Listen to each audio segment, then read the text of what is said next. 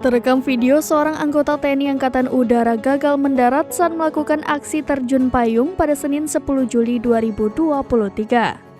Parasut yang dikenakan tidak terbuka saat terbang dan mengakibatkan anggota TNI tersebut jatuh di Kelurahan Adatonggeng, Kecamatan Turikale Maros, Sulawesi Selatan. Para warga yang mendengar ada suara jatuh menghampiri anggota TNI dan menolongnya. Kepala Penerangan Akademi Angkatan Udara Mayor Sus Sendang Arum Mahardani menjelaskan insiden gagal mendarat ini diakibatkan kondisi angin yang tidak stabil.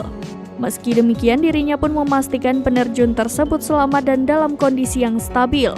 Hanya saja penerjun mengalami cedera pada lengan bagian kiri. Yang menjelaskan kegiatan terjun payung ini memang rutin diselenggarakan. Penerjun yang gagal mendarat di lingkungan Tumalia, Kelurahan Adatonggeng, Kecamatan Turikale Maros, langsung dilarikan ke RSUD Dr. Lapalaloy Maros untuk mendapatkan pertolongan.